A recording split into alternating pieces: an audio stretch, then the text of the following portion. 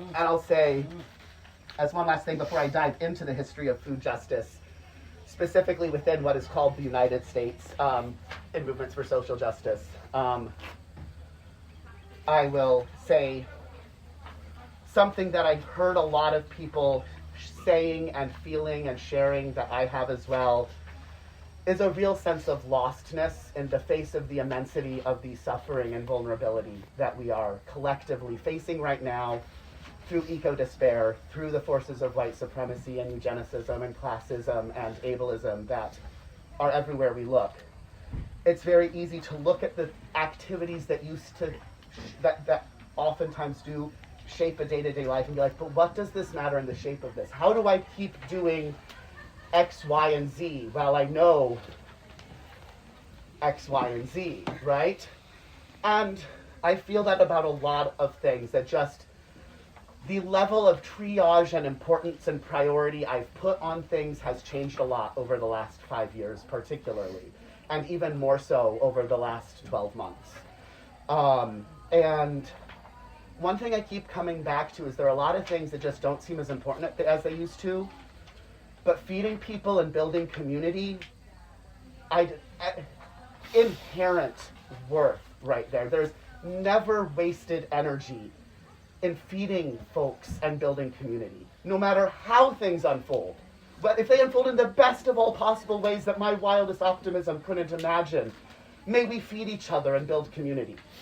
If things get as bad as the contours of my fears say they may we feed each other and build community, right? That is, the answer is the same. And so it is great relief, A, to make space for spending more time and energy in my own life working on those things, and B, to remind myself I am not the first person to be engaging in this work.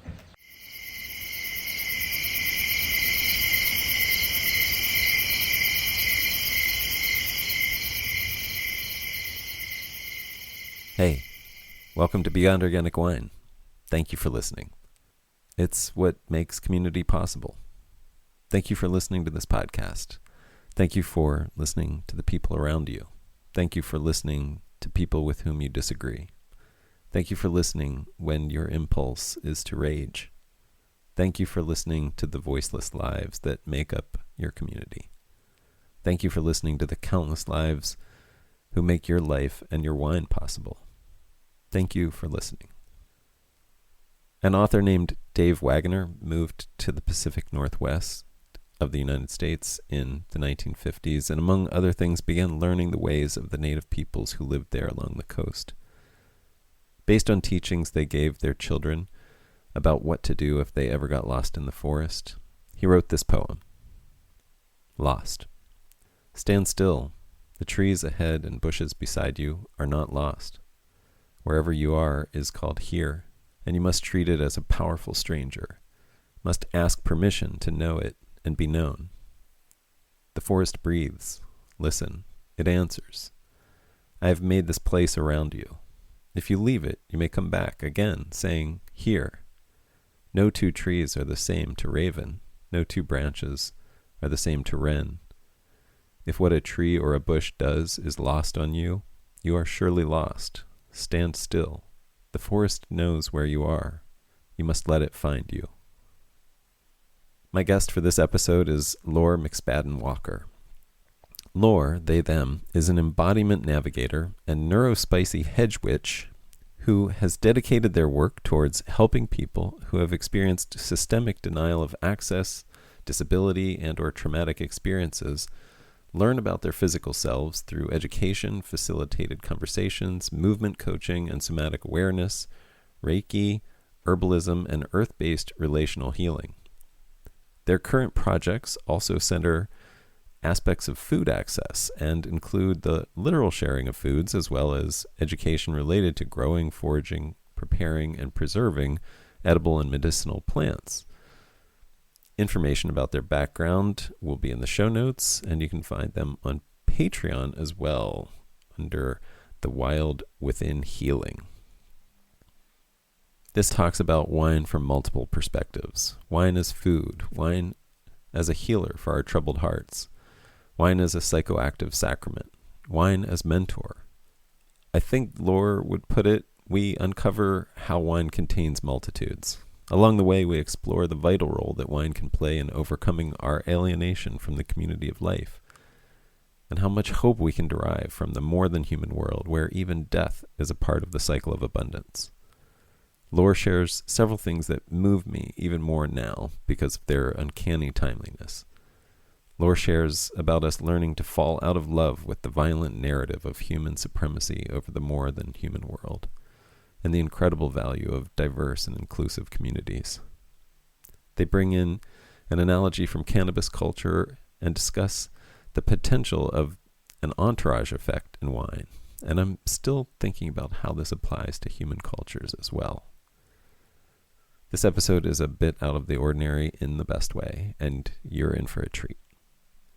One note, Lore's audio had issues and dropped out from time to time. There are only a couple times where we completely lose a word or two, and it was unfortunately just a glitch that we couldn't resolve. It's not terrible, but at times it's noticeable.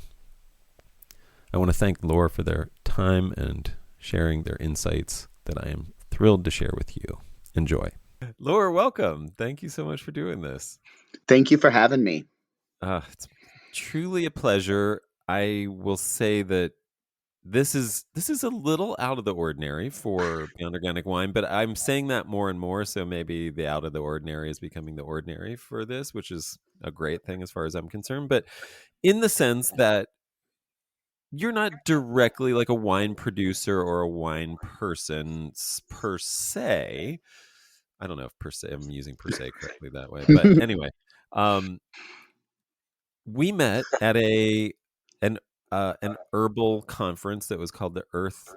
What was it? Earth Medicine Gathering. Earth Medicine Gathering. Thank Big you. fan.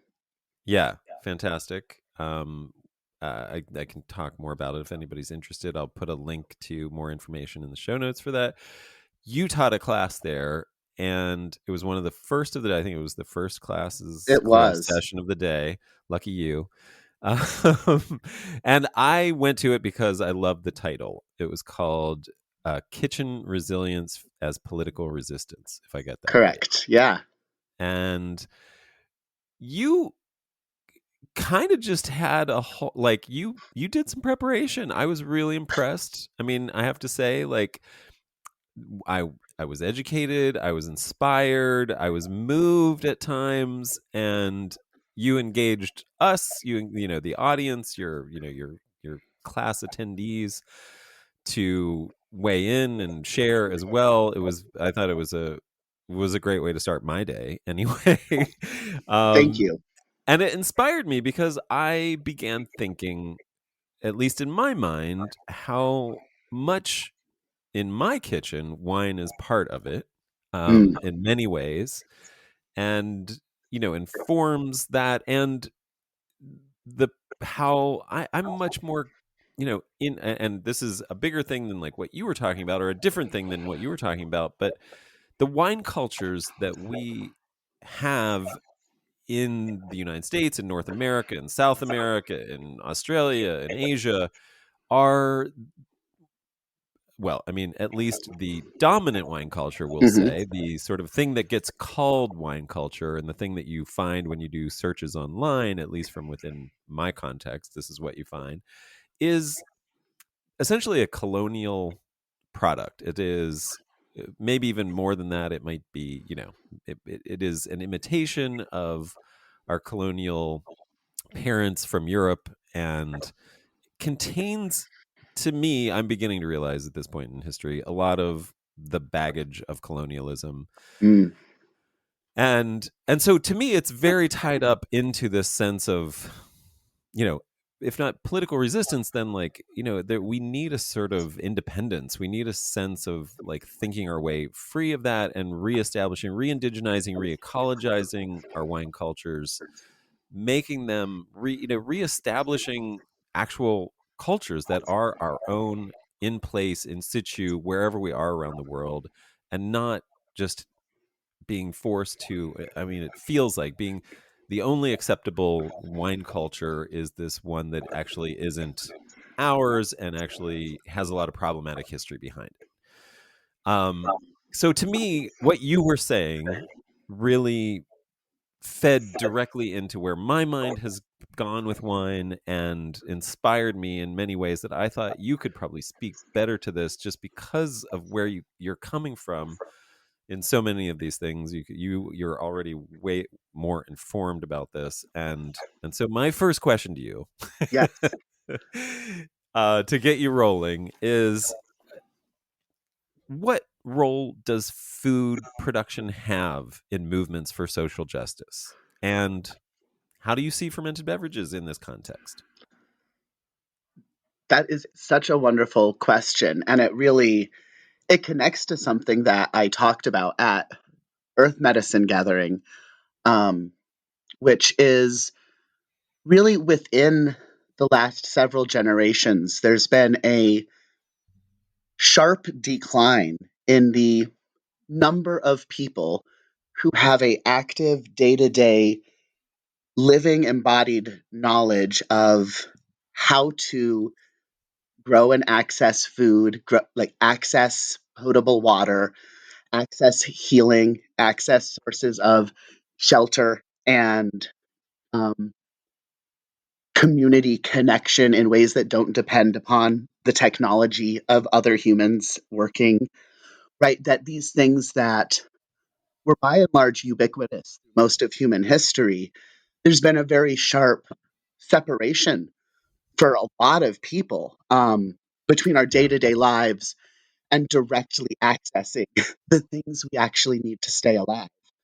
right. And I think that that is a sobering, no pun intended, um, reflection on what is unique about some of the political and systemic um, challenges that face us right now in terms of eco despair, in terms of white supremacy, in terms of um, classism and eugenicism, and the ways that those are going to play out. There certainly is implication when the majority of people are not directly involved in meeting the needs of survival. And of course, when we look through the lens of history at the role of fermented foods and beverages, I'm just, I am a very excited amateur in the mysteries of fermentation. But one thing that is very clear from what I've learned is around the world, fermented foods and beverages have played an essential role in survival, in accessing, again, the nourishment and potable beverages that we need um, to survive. And one of the people I quoted from there at Earth Medicine and encourage a lot of people to learn more about is Fannie Lou Hamer. And she spoke very passionately, orally and in her writing, about the freedom that comes when you know your mouth will be fed, right? Mm, You are your entire position relative to oppressive structures changes when you know that what you have to stay alive, food, water, shelter, community, creative expression, and potable beverages, when you don't doubt that those will be there, a different level of courage can arise.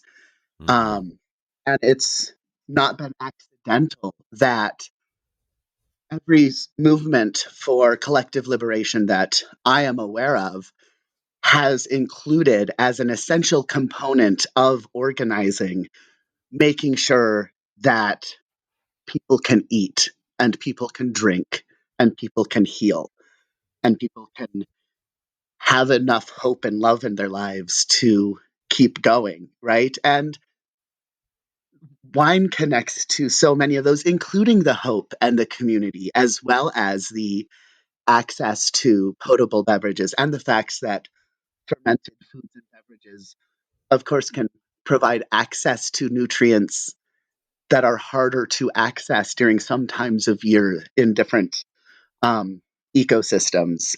There's an incredible amount of resilience that comes from deepening our intimacy with the more than human world, including but not limited to um, the edible ones. Yeah. Yeah, you made me think of something I just heard about. I don't know if I think we might have even talked about this, about J.I. Rodale, that who founded the Rodale Institute, which is now like the sort of global, organic, Hmm. like standard bearer, and has been at it longer than anybody in Pennsylvania here in the U.S. And to coined the term organic, or made it, popularized it. We'll say maybe even coined the term regenerative back then, and took a while for it to catch on apparently, but started doing what he did because he came from Jewish ancestry, and had seen how the Jews in Germany were at first controlled by food, and how he began to see that there was the feeding class and then the fed class, and Hmm. if you were part of the fed class, you were very you were vulnerable, because that the food could then be used as a form of control. And he wanted to establish independence. He wanted to farm, and figure out how to be an independent person, by feeding himself, and teaching other people to feed themselves. And so that, it just reminds me of like so much of these things. And then of course, yeah, like established, of course this podcast owes something to him, because it's called the Beyond Organic Wine Podcast. So Hmm. so much has come out of just that sense of like food independence, just from this one person, and seeing the trauma that can result, and then the healing that can happen when you reclaim that power. um I how okay so I was thinking about the specific power that fermented beverages have, in terms of, in situations where we have trauma, and where I mean, I don't know if that's the right way to put it, but where we have unease and anxiety, and and things like that. I wonder if you have any thoughts about that, if you've given any thought to that, where where you could see alcohol just like as this fermented, the result of fermentation, and as part of the kitchen, playing in our need for healing, in our need for comfort. My goodness, there's so many threads there that do connect to different areas of my work and knowledge. And one thing that comes to mind, of course, is the role of the enteric nervous system, our gut biome, our gut intuition in regulating nervous system homeostasis, and the role of fermented foods and beverages, particularly ones where we become more active communication, right, with the more than human world in which we are immersed, Yeah. is it's a realm of study and experience that is still being explored, but it's undeniable, right, that the fermented foods impact our microbiome. The diversity within our microbiome impacts our enteric nervous system, and our enteric nervous system impacts our body's ability to return to homeostasis in the midst of ongoing stress or um, trauma, past or ongoing.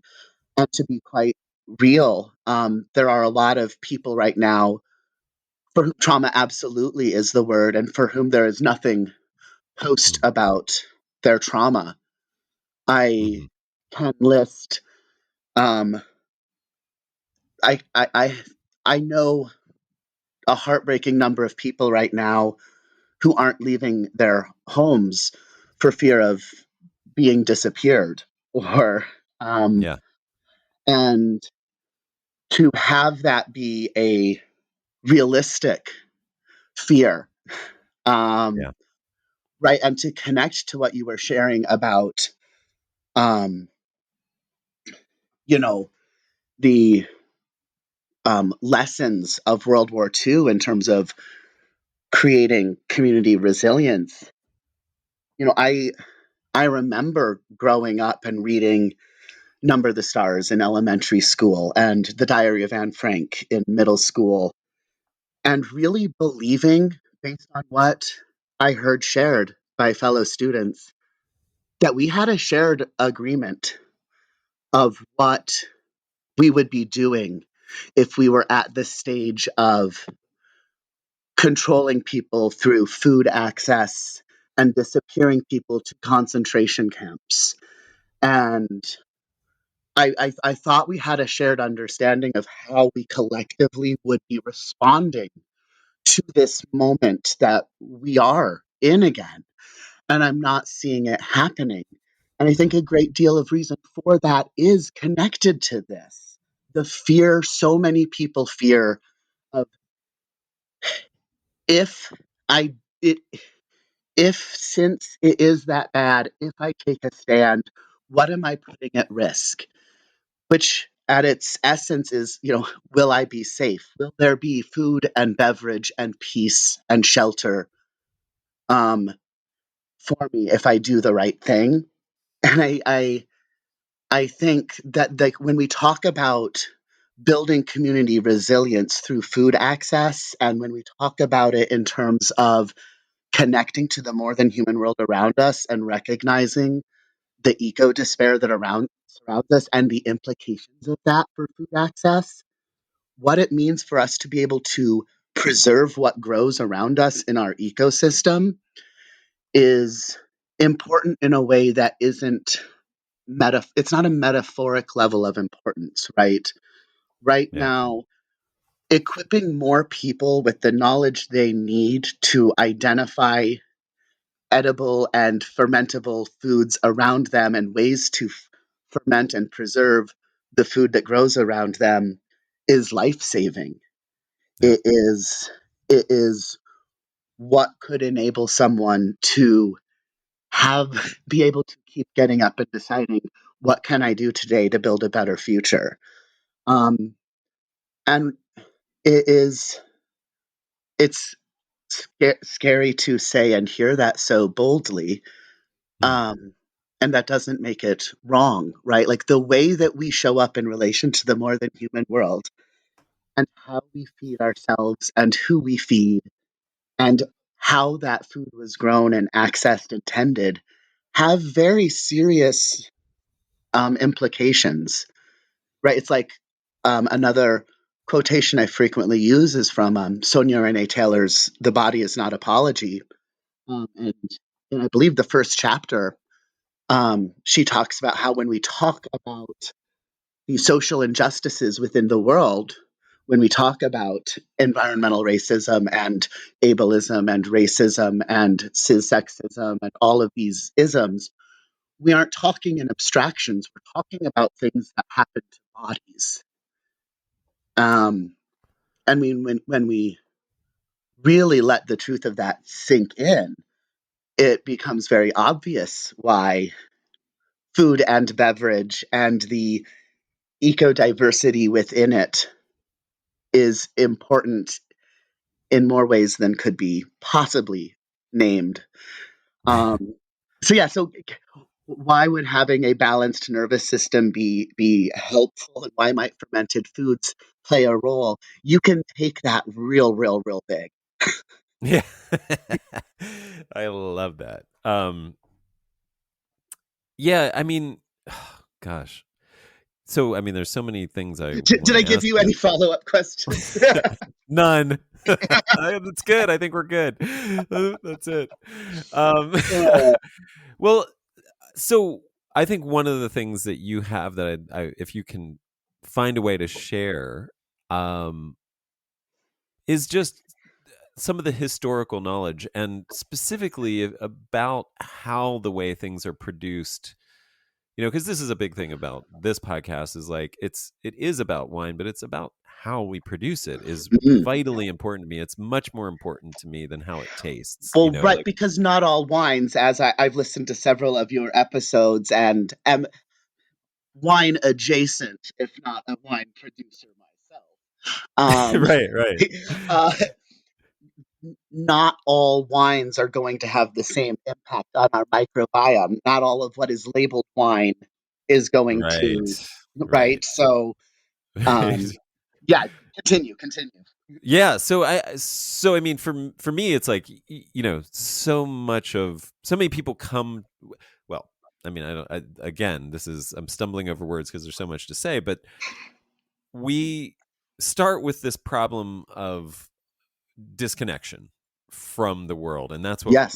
essentially what you're talking about, reconnecting, and our food and our these fermented beverages are whatever. I mean, food is this need that we have, but fermented beverages inspire this love, and for Mm. many people, not for everybody obviously, but like for some people it really inspires this, like it like I this is for me, this is my journey, I'll speak for myself, like it really just led me down this rabbit hole to where here I am doing this podcast and talking to you, but it all started with tasting something in a glass that like Yeah. was magical. It created this magical moment in my body and mind, which are inseparable in my mind, uh, Yeah. and it led me to want to figure out what was going on. Like, how could this thing that I could drink be so special? And go, asking that question led me here. Ultimately, 2 decades later, and that reconnection is why I do what I do. But that disconnection I've realized is so it is so prevalent in every way that we think and see the world that I've lost the train of thought here, but essentially what was I talking about? Uh-huh, uh-huh. Disconnection is our problem. Um, Yes. Couldn't agree oh, more. so because of that, like what I've come full circle, and I realized like that. Of course, the deliciousness, like it triggers this curiosity, and it triggers and inspires this love and joy that has led me here. But now I've realized that like the really important thing is not this disembodied experience, not this like sort of decontextualized experience of a beverage in a glass that I can judge solely based on its flavor, is that what it comes from, the Mm. system that produced it, the world that produced it, the land that produced it, and the production methods and the people and how they were treated that made it possible. And now, like I probably couldn't enjoy the same wine that turned me on to wine, because I'm not sure it was produced in a way that I would Mm. value now, that would represent my values. And that I've realized how important it is to see behind that Yeah. curtain and see that. And so I mean, the question for you is, I love to hear, sort of the history of how, any history that or any history that you feel is relevant, any stories that you have that you can pull from your knowledge, to talk about a little bit about where those methods of production have inspired change, have inspired people to begin to see the need for change, Yeah. and move us in a different direction. You know, something that came to mind while you were sharing that I want to share real quick to Please, contextualize it, and yeah, then I you can will. go anywhere you want with this, Um, actually. so my father has been a member of the Rochester Zen Center for decades longer than I've been alive, and that kind of shaped the context of the home I grew up in. And before family dinners, we would do the meal chant that they do at the Zen Center during their session, their silent meditation retreats. And it Mm. includes the line, This meal is the labor of countless beings. Let us remember their toil.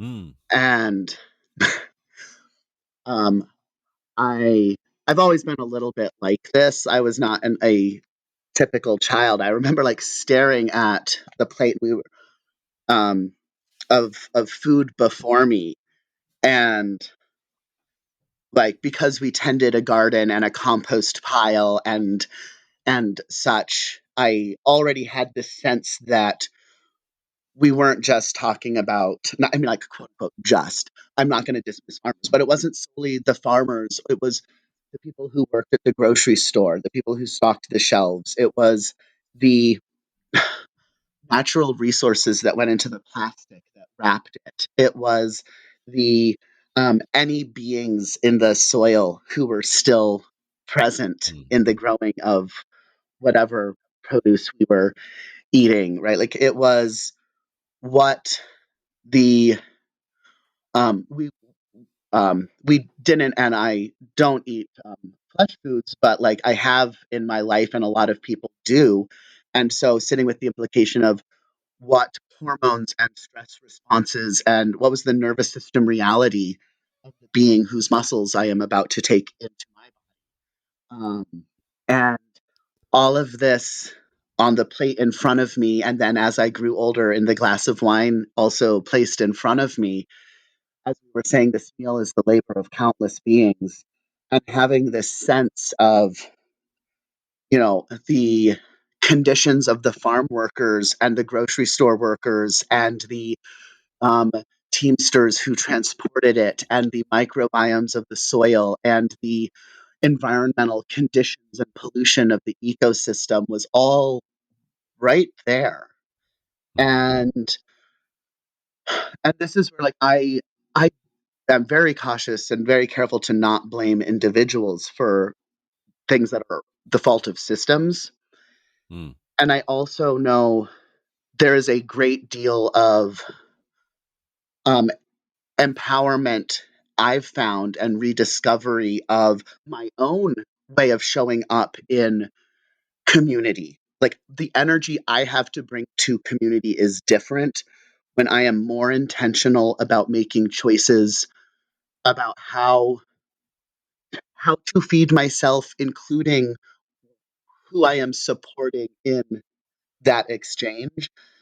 When I'm not at cross purposes with with my values, right? When I'm not um like I like one of my I don't I've divested from Amazon. I think like if you're getting food from Amazon, I think there are reasons for accessibility reasons someone might need to. Again, I'm not here to blame individuals for systems, Right. and I know like there are implications. We're all doing the best we can. We are all going to do it imperfectly, and also how we feed ourselves with what and who we feed matters. um, Yeah. and and so that connects to the question of like how historically, like how has this shown up? I know some of the things I spoke about at Earth Medicine included, buying clubs and co-ops and the histories of those within union resistance and the freed Black folks who had been previously enslaved, and the ways that cooperatives have been a huge role, and the food conspiracies in San Francisco, and the extensive social programs of the Black Panther Party are all very and food not bombs is active in a lot of areas now. Mutual aid groups all over. Um, the infinity gardens that a there's a TikToker and YouTube presence, Logal Grendel, who does a lot of education about um, the garden they maintain in a backyard in Harlem, and ways people are in the past and into the future um, through ways big and small, um, making food access in their communities more more I don't I don't know the right adjective because there's such a diversity of these projects I've described. Detroit has amazing community food advocacy happening. Honestly, I'd hate to say that, but probably could look up the list of cities being targeted, and they're probably some of the ones who have had some of the most vibrant community food webs developing. I mean, and something else I think that's worth touching on in relation to this is what we see in the impact of when we collectively fall out of right relation with how we are um, growing our food and accessing that, right? Like in terms of the absence of land stewardship and land rematriation, I think it could be very well argued by people with more advanced degrees than I that the Dust Bowl was, um, which if you, folks listening are aware of the Dust Bowl, that my paternal family history was profoundly impacted by the Dust Bowl, as was, you know, countless others.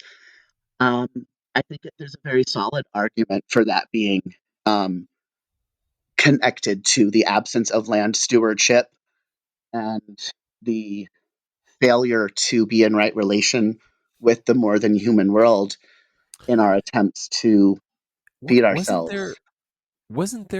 I mean, I heard a crazy number, something, tell me if I'm wrong, but I heard something like 30 million people were displaced because of the Dust Bowl. Is that wrong? Is it like That's three I million? don't know. Let me I can do some Ye- quick fact checking. I know Okay. that. Yeah, I mean, it's so much more impactful than I think people understand, and like we are now starting to have dust storms again.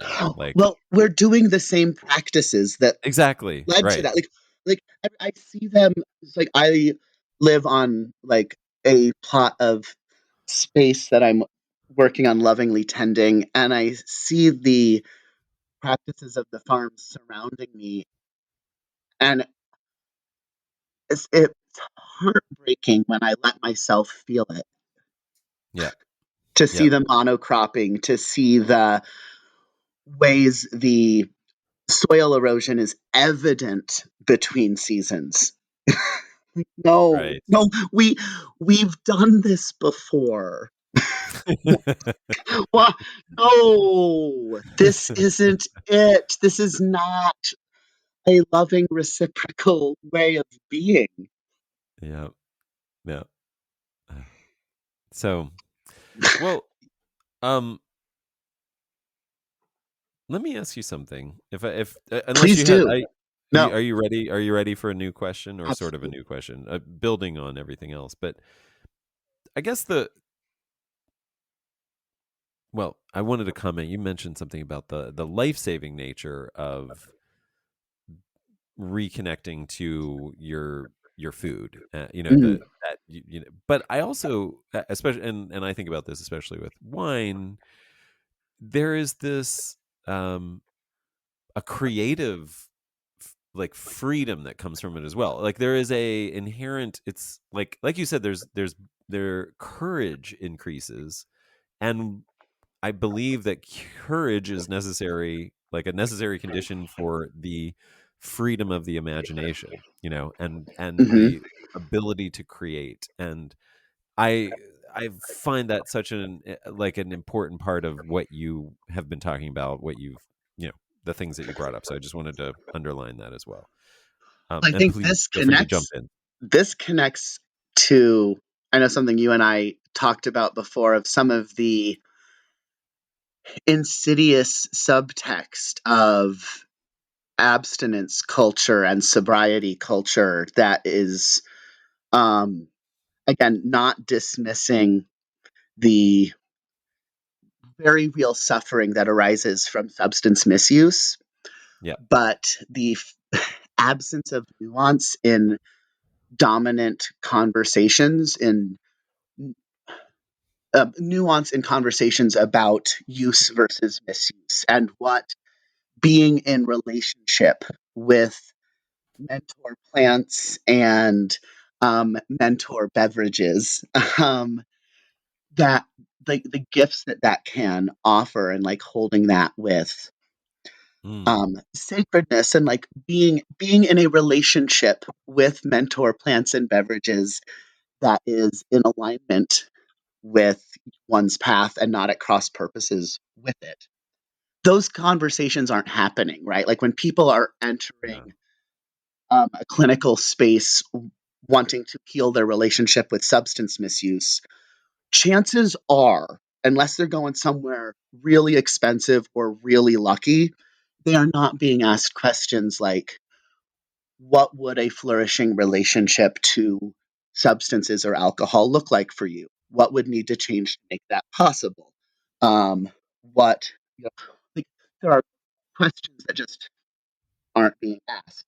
Um, and that also arises contextually. And it arises from a narrative around the virtue of sobriety as an inherent thing, and Yep. that all other things being equal, that is better. And there are there are implications to any sort of absolutist thinking like that, including, I mean, you've talked several times when referring to wine, to the connection to joy, and connection and relaxation, I believe, are some of the words you've used, certainly words I've heard used by others. Yeah. Yeah. Um, and, something else that came up there when I talked to Earth Medicine was the power of creativity and imagination, and the potential in that, right? Like, because it it certainly serves keeping things as they are for people to not believe there are viable alternatives. Um, the there are enough, shall we say, unsatisfactory components of the way most people's lives are shaped in the 21st century, that, like, boy, are we ever estranged from Yeah. yeah, you know. Right. So it's pretty important to those who profit from things staying the same that we not believe there are alternatives. And w- Yeah. being in a reciprocal, intentional relationship with mentor plants and beverages can certainly be a very powerful way of recognizing that deep lie, and tapping into, over what may appear a laughing conversation with friends, like at sunset.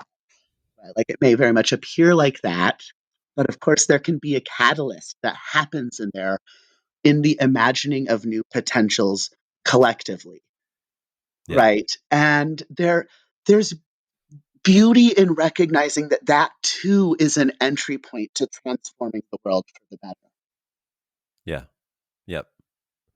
Yeah. That's beautifully said. Yeah. I was just having a conversation today. I was helping. I have a local cidery here that's, I think, one of the best in the Americas. One of the one of the more important ones, Eve Cidery. We were chatting while disgorging, and one of the things that we talked about was this idea that, the world, the political system is just something that we all are agreeing to, and there's nothing stopping us, any of us, from just organizing something else. Like there's, there. I mean, And that's one of the power of some of the examples I cited, like the food conspiracies I talked about were by design kept very small. You can look up people looking up, it's the San Francisco food conspiracies. oh, Imperfect in many ways as things are, but this focus on, like, how we show up, like, in with each other and building these intentional spaces of feeding each other, is has ripple effects that can change a life. yeah, And that really is honestly like, and I'll name for it. Like all opinions that come out of my mouth hole are mine alone. Like, um, so disclaimer for anyone who is displeased with what I say. It's just me. The Beyond Organic Wine podcast is not held liable. Um, um, but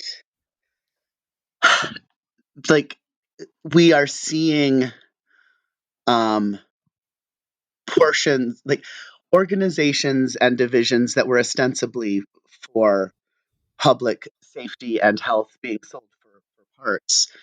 And Mm, I yep. think it's humbling to recognize that safety nets that had kind of been assumed to be there in the background can't be relied on. And like, the sobering truth is, no one's coming to save us but us when it comes to eco despair and the catastrophic levels of estrangement from each other and from the more than human world that faces us. We have a crisis of empathy occurring, and it's going to take some level of heartbreak to reconnect with that empathy right now.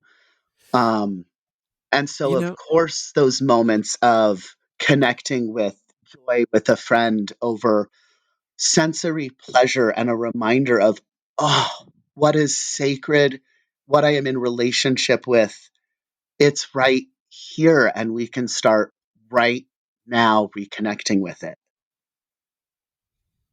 yep. You made me think of something by your use of the word empathy and the crisis of empathy. And no joke, I took a screenshot of this. I don't know if I have it. I'm trying to look really quickly. I won't waste too much time because I can just sort of summarize it as quickly as I can find it. But I use the browser DuckDuckGo most of the time, unless I don't know for whatever. Sometimes I bounce around, um, and I searched empathy. I can't remember why. I can't remember what inspired it. I was just sort of I don't know. I think I was just writing, and I was like, let me get to like what I'm trying to say. Is empathy the right word? And da da da. And like when you search in any browser, sometimes you get the summary on the right. It's often pulled from Wikipedia or some Hmm. general information place like that. Of course, now we have AI that like amalgamates everything into the search, the top search thing. You get the AI answer with Or you links. could turn that off if you also like our water. Right. Exactly. Oh my God. Thank you for saying that. Um, so on the right page, I mean, on the right side of the search results, it said, and I actually posted about this. It was like empathy is like a myth created by humans to make them feel better about themselves, and it's Huh. totally made up. And like clearly somebody had not really hacked, but had like essentially rewritten the Wikipedia entry Wow. um, to have this information that was clearly anti-empathy. Huh. And like I'm just summarizing it, but that was the gist. It was like basically the first several sentences, the first several lines of the entry about empathy was like it's total bullshit. And it shocked me. It's like it's out there to that extent, Yeah. this crisis of empathy where of course, like, I searched an hour later, somebody had taken it off. Thankfully, there's enough of us out there who don't want to put that out into the world and don't believe that That that is seems true. not right, actually, if I think about it for a second. It's kind of exactly right. Like somebody noticed it like I did and was like, wait a minute. But the fact that it happened, we could say like there's one person out there with a who's a misanthrope, right? Maybe. But I don't think that's what it arose from because I've seen too much other content out there that like this kind of message is coming through churches. And Yeah. we have like Elon Musk saying empathy is a bad thing. I think it started with that, and then there's like I mean, it became part of the zeitgeist, and that is so alarming to me. I don't know that this has anything to do with, wine or anything else, but in I have a in connection the point to bring it, sobriety in general. bring it. Um, I have a very, very nearly completed degree towards being a mental health counselor. That I took a different path. I realized the healing I have to offer does not best occur in clinical realms, and part of that was connected to my. I wanted to move towards non-abstinence based substance misuse interventions, and the available clinical placements for me were not ones where I could have shown up with authenticity, shall we say. Right. And I sit with that a lot as I think this is relevant to wine culture because this connects to, this could be follow-up questions about changing alcohol consumption patterns and dominant narratives about alcohol overall that are faulty and extremist and arose out of a political context that was overtly racist, classist, and eugenicist. So like we need to understand like that's the narrative the US so-called US approaches to substance misuse interventions arose from that context. But what we have now is a professional field created by people who truly meant the best, who wanted to do good, right? Like Yeah. authentically wanted to heal. And as evidence shows up that actually um, the United States is worse than all other countries studied by the World Health Organization in mortality and morbidity related to alcohol and substance misuse. Like our the abstinence centering interventions are known to be the worst. But in order to change, there has to be that willingness to sit vulnerably with, I meant to do the right thing, and I think I didn't. And oh no, oh no. Um, that takes talk about courage Yeah. to sit with the fact that like something I cared immensely about that I did with my whole self and committed myself to over and over and over again is being shown to cause harm. And I think as we face collectively eco despair and the um, Mm. impacts of the ways colonialism and white supremacy have shaped food supply, beverage supply, the alcoholic beverage industry. Um, right. Like as we sit with the fact that like, oh, you know what? The way the ways this world we've created that we've committed our whole heart and selves to and the lives that we love, it turns out that some of the ways we've been doing this have caused immense amounts of harm. And some of the ways that maybe I've moved through the world or talked to people or talked about people or groups of people or made purchasing decisions, oh, some of those caused harm. And like to let ourselves feel the impact of how we live on the world and how far, far, far we have come from reciprocity, right? Like I know you mentioned Robin Wall Kimmerer on your website. I mentioned her in my speech. I'd be remiss to Yeah. not mention her now. When we let Yeah. ourselves really feel how far we have come from reciprocity in how we feed ourselves, in how we like create our beverages, and how we interact with fermented foods, and how we interact with the sacred act of sharing those with others and making sure the people in our life have enough. I mean, I can't think of any of the religious traditions I've ever studied or been part of or been invited into ceremonies for where there weren't prayers wishing that all may be fed and have the water they need, right? Like this is a Yeah. universal prayer. And to sit with the fact that like how we collectively show up right now is in opposition to those prayers. The amount of empathy we have to hold is immense. Like, make no Mm. doubt about it.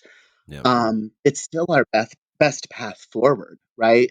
Like, the idea of like facing how much we have to change and how we interact with agriculture and beverage production, it's really, really, really humbling. It's really heartbreaking. It's really enraging. Mm. But like, is there a better path forward than to let ourselves feel it? That I can't find one that bypasses that seems to have much of a chance. Yeah. Yeah. Yeah. Well said.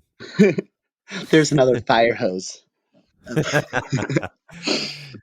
Well, I mean, you brought up Robin Wall Kimmerer, and I well as I want you to say more about her more recent book that you recommended me, which I immediately went and listened to in its entirety, like in a day, after the Earth Medicine Gathering. Uh, So I good, right? The service so good, berry. the Serviceberry, and w- a big part of that reciprocity that you're talking about is a way that I talk about it is community, and you talk about it as community. I think one of the things, I'll just sort of quote you or paraphrase you, because I don't know if I can quote you exactly from your talk, but you were like, whatever the outcome is, like the thing that you want to be doing, or the thing that is Yeah, yeah, like yeah. that we should be doing, is building community and feeding each other. I'll say it Yeah. in your own way? Yeah, it was beautiful the way you said it, and I'm Well, gonna it's butcher certainly it. other people might come up with slightly different answers, but like I try to live pretty intentionally. Um, I don't know if that shows through at all. Um, but like in really sitting with questions a lot of people are right now, I think, like as we face down, eco despair and an economy that depends upon multiple genocides around the world occurring to sustain itself.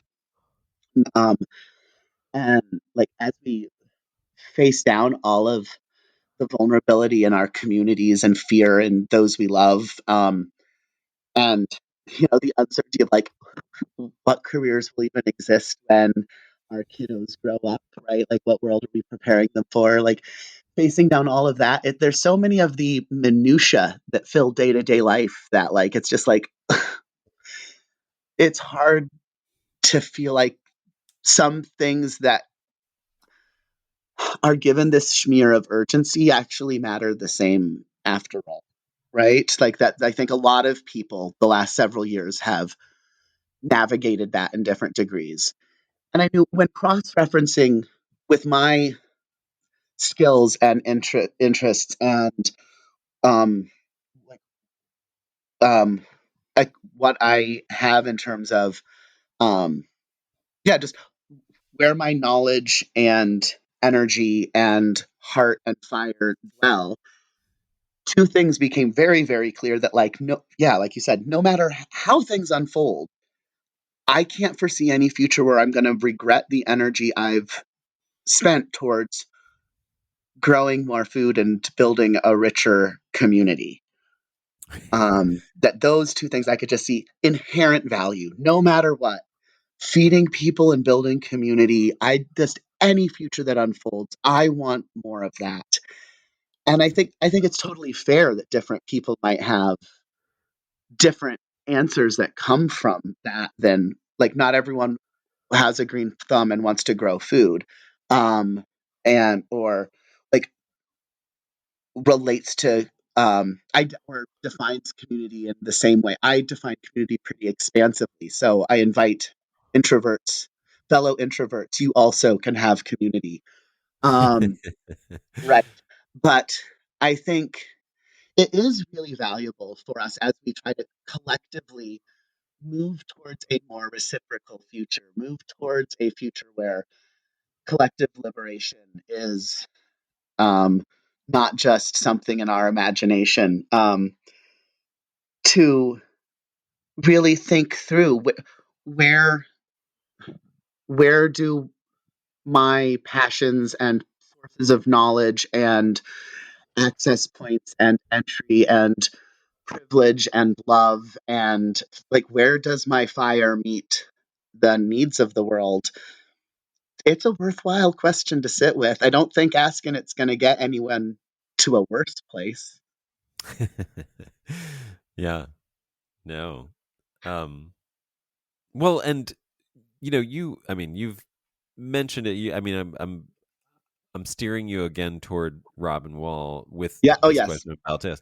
But let me be. It was something I wanted to add, which was, of course, community is part of this, but also, this idea of community. You say define it pretty expansively, and you've talked multiple times about the more than human world, and you know, I'm sure we share this, that we include that as part of our community as well. Like, we're not, when we Ab- use the word community, Absolutely. it doesn't look just human in our community. Like, it looks like Thank life. goodness. It's much easier. I tell you, it is much easier to have hope when your community consciously integrates the more than human world right now. I Well, highly yeah. recommend it. Yes. Yeah. I mean, and one of the things, again, in Service Berry that Robin Wall Kimmerer centered is this calling to task, a assumption of the overculture that scarcity is a guiding principle. The Right. um the the zero sum game, dog eat dog narrative of scarcity is essential for the functioning of um, capitalism, Yeah. and it is not something inherent to things as they are. Scarcity is a it's a narrative. It's a powerful narrative. It's a narrative, like I said, to connect back to what Sonia Renee Taylor says. It's a narrative that has very real impact on people's bodies, um, Yeah. Right. and it's wrong, right? Like, I mean, I in my interactions with the more than human world on a day to day basis, and this is echoed in Serviceberry, I see so much abundance. I see so much symbiosis and reciprocity and affirmation, that includes the mortality of it all and the impermanence of it all, where even that is not separate from the abundance. Like, you cannot fall out of abundance. You like you Right. you you can't escape.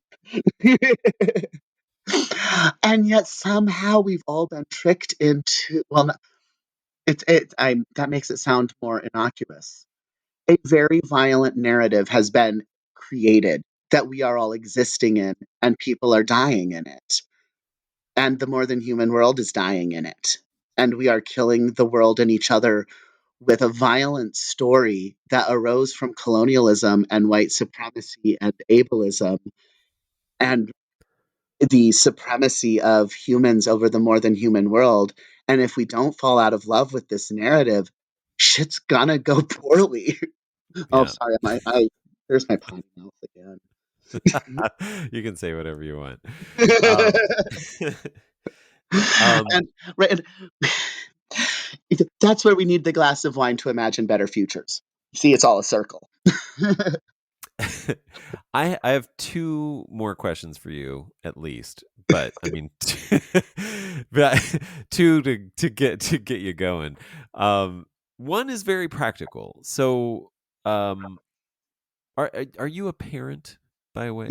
I am, yeah. Okay, I thought so. I thought I'd heard somebody in the background the last time we talked. Very um, possible.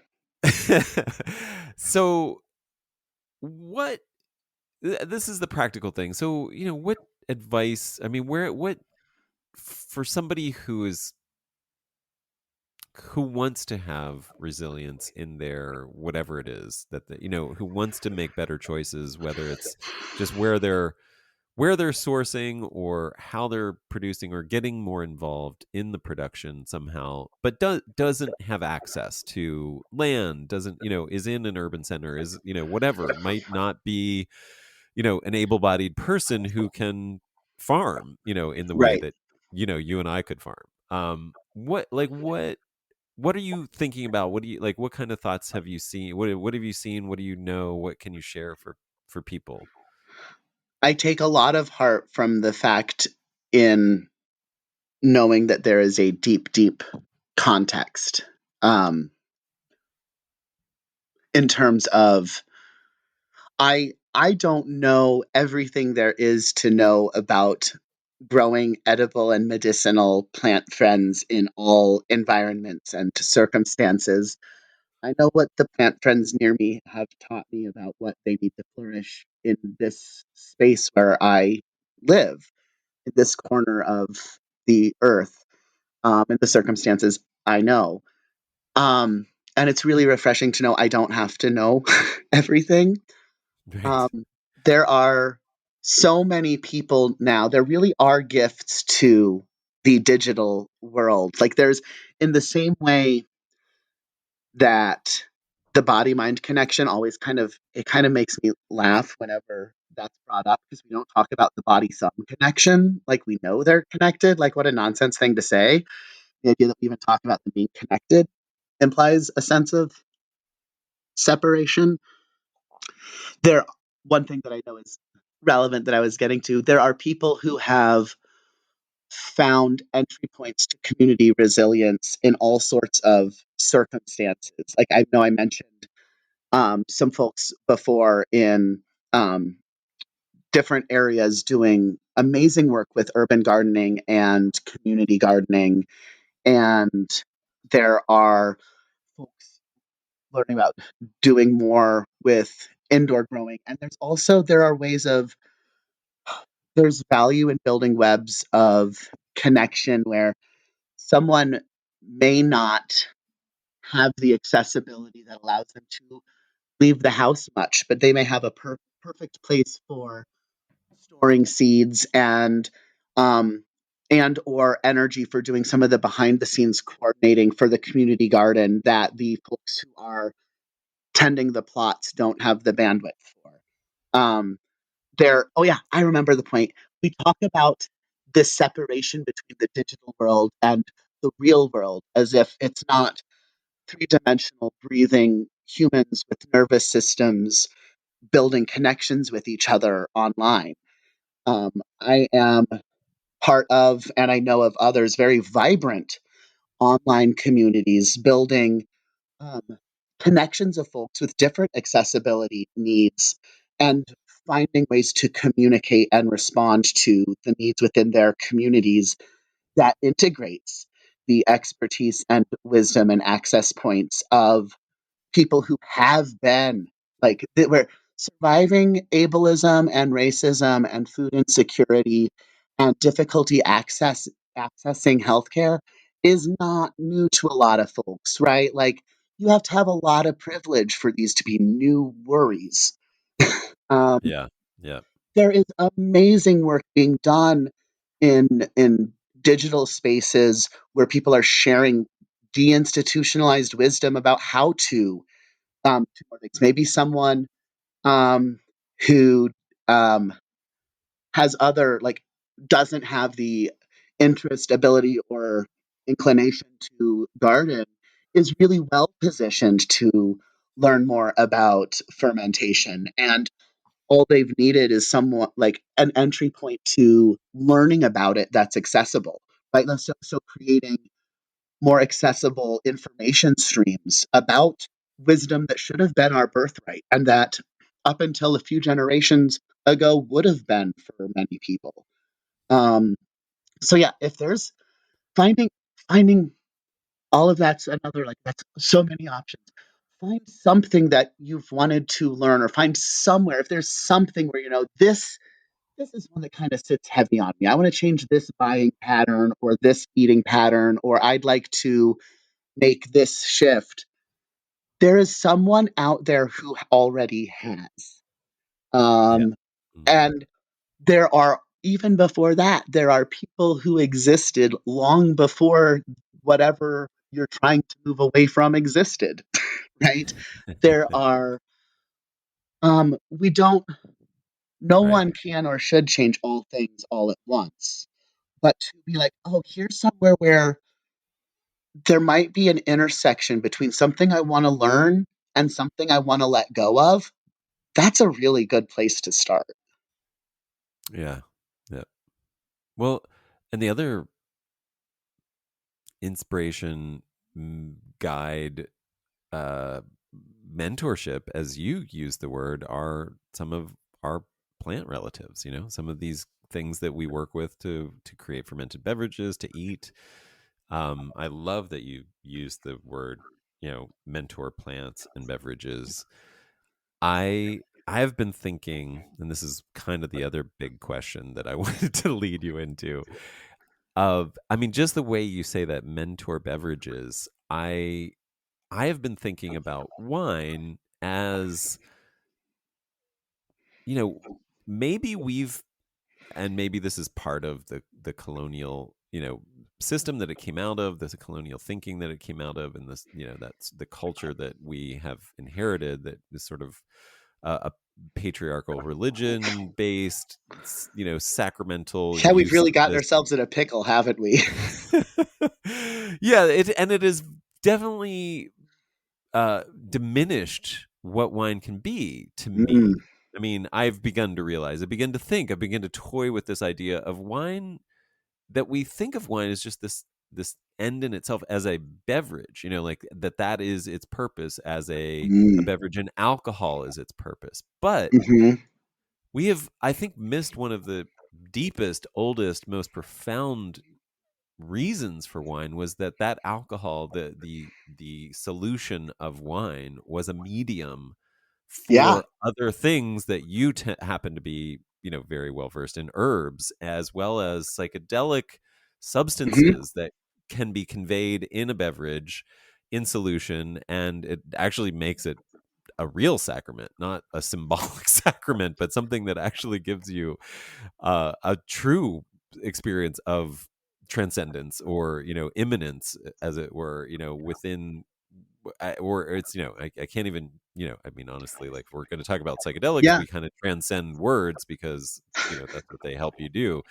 But yeah, like that idea of mentorship can be a very deep thing. It can be the alcohol, or just that experience where the beverage itself, the whole microbiome that you're consuming, becomes this thing that informs your body, and changes the way that you're thinking in a moment, that allows you to see something new. But it could also be that is just a medium for something that actually truly changes your thinking, and changes your brain patterns, and brings health and healing in ways that we're currently not really thinking about with wine.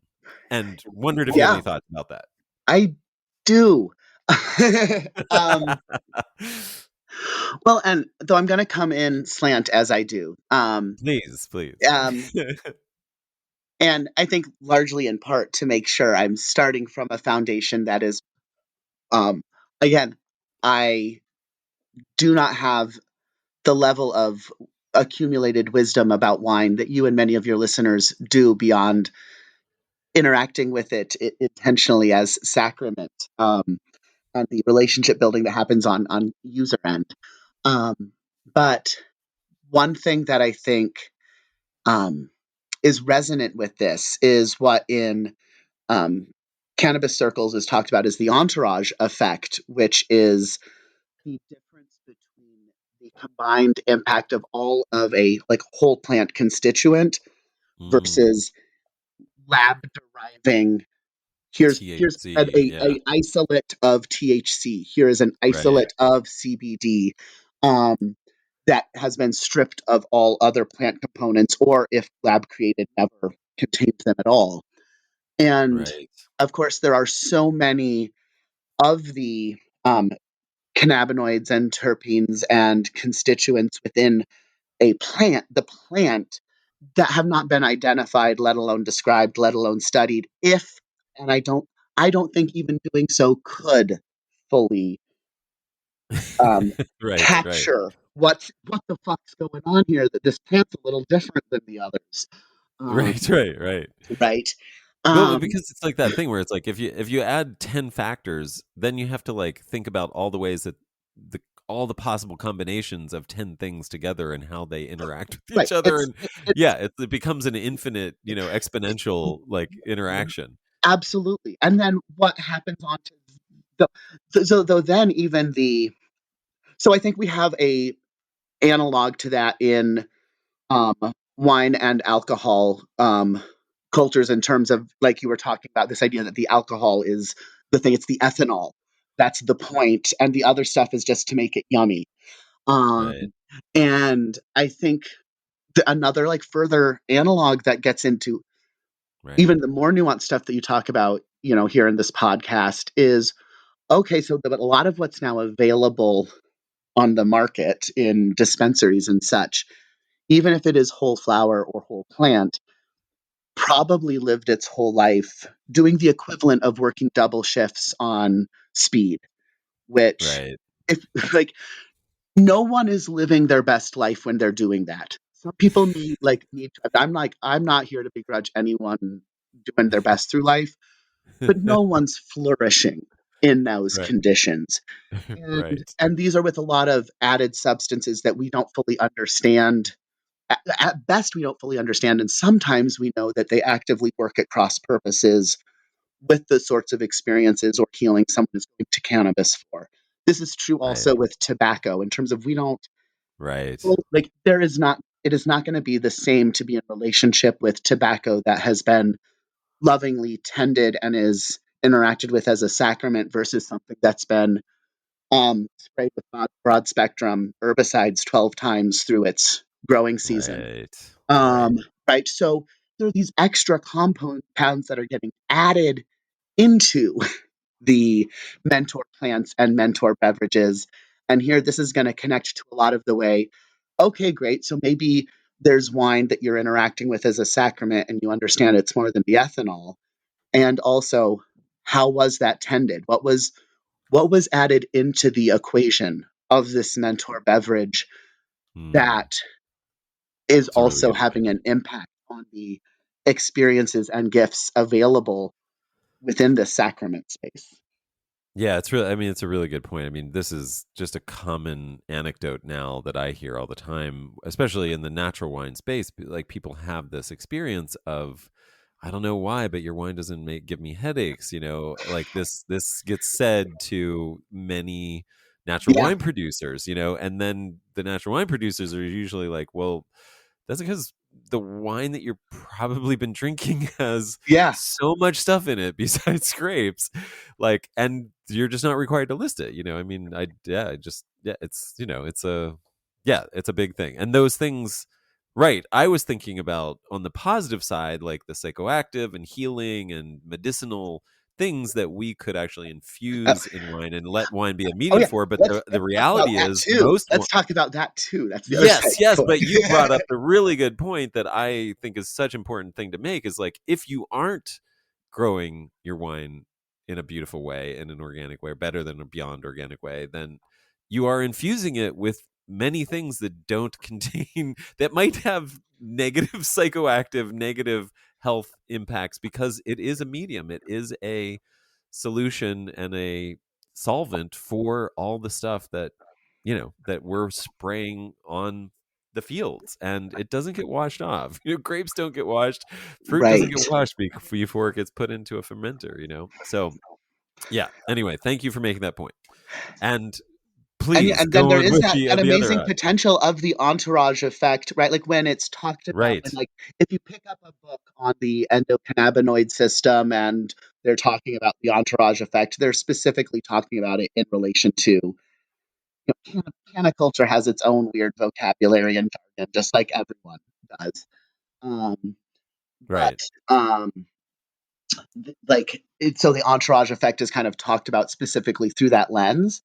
But I Yeah, think we also I love know that. that that happens in herbal blends. That like in a lot of tea blends Right. or tincture blends will have a entourage effect of their own, and that what is a tincture if not a entourage effect of alcohol and bioactive plants?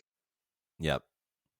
Um, that's, I mean, Tea is, an infusion of bioactive plants in water. You can ferment it long enough, make a beer, or it's so much of what we identify as a thing already contains multitudes. Yeah. Yep. Um, Oh, lovely. You're right. You're right. That's a very good point. well, I mean, and here's something else where there are layers upon layers of exploration to do. I know you had a podcast a little bit ago with I'm going to forget her name, but she makes flower wine. Oh Um, yeah. Yeah, yeah. and uh, something that I know through my herbalism studies, right, is of course different plant components are better extracted at different alcohol percentages. Oh, And interesting. so recommendations that you'll find in a text of you want to extract, this in 95% ethanol and this in 40% and this, it'll give those percentages, and those are based on extracting the component that has been determined to be like the component or components that have been determined to be the most relevant Right. to what is currently known. But there can be wonderful gifts in exploring. Okay, so that is probably true that if yes, it is true. If you want to extract resinous material, you want as high of an ethanol percentage as possible. But if we know that plant material contains as many multitudes as we do, extracting the same herb in a wine will likely extract some of the same components as would be extracted at 95% ethanol, but differently. And other components may have a chance to shine through that wouldn't have otherwise. And there may be a very different experience that opens. And this is where curiosity can come in to really building intentional relationship in new ways through our relationship to food and beverage. What have we missed talking about? Ah. um, Thank you for this conversation. I really appreciate it. Absolutely. Thank you. Hey, thank you so much for listening. I really appreciate you joining in to these podcasts. If you'd like to support these podcasts, probably the best way to do that is to just join Substack as a paid subscriber at beyondorganicwine.substack.com. It also gives you access to all the paid episodes and other content that I will be releasing on Substack. And I also want to thank Colden Pro for this beautiful closing music.